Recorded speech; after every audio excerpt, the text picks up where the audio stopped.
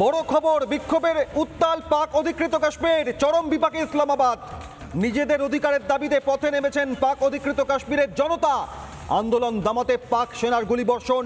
পাক অধিকৃত কাশ্মীরে অগ্নিগর্ভ পরিস্থিতি, মৃত্যু মিছিল, নাগরিকদের ওপর গুলিবর্ষণ। আন্দোলন দমাতে পাক সেনার গুলিবর্ষণে বহু মানুষের মৃত্যু। পাল্টা পাক উর্দিধারীদের ওপর চড়াও আন্দোলনকারীরা।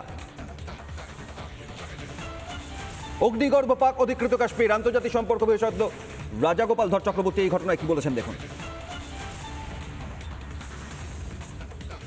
কোন দিকে যাবে এই মুহূর্তে আমরা বুঝতে পারছি না।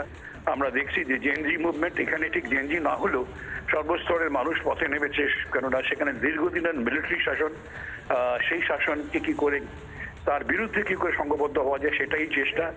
এখন যদি ভারত বা অন্য দেশ কেউ যদি ওদের সাহায্য করে তাহলে ওরা আরো সাহস পায়, কেননা দেশের শাসকরা অত্যন্ত শক্তিশালী মিলিটারিলি, তাই তাদের বিদেশি সাহায্যের প্রয়োজন আছে।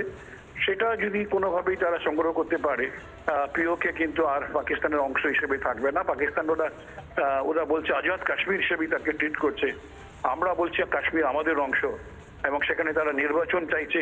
কোনো কিছুই মানুষের যে স্বায়ত্ত শাসনের যে সমস্ত প্রয়োজন, কোনো কিছুই তারা পাচ্ছে না। তারা হতাশ থেকেই পথে নামা, আর শাসক সেখানে গুলি চালাচ্ছে। বিক্ষোভে উত্তাল পাক অধিকৃত কাশ্মীর। গত 29শে সেপ্টেম্বর থেকে শুরু হওয়া এই বিক্ষোভে নেতৃত্ব দিচ্ছে Jammu Kashmir joint Awami action committee. চরম বিপাকে ইসলামাবাদ। মুজাফফরাবাদের ওপর কি নিয়ন্ত্রণ হারাচ্ছে ইসলামাবাদ? আন্তর্জাতিক সম্পর্ক বিশেষজ্ঞ ইমন কল্যাণ লাহিড়ী কি বলেছেন এই ঘটনায় দেখুন। বালুচিস্তানে পাকিস্তানের যে বিরোধী এবং হাতের বাইরে চলে গেছে সেটা অনেকদিন আগে বোঝা গেছে। আবার অন্যদিকে পিওকে যে মানুষ তারা কি চাইছে সেটা নিয়ে কোনোদিনই গণভোটে যাওয়া হয়নি।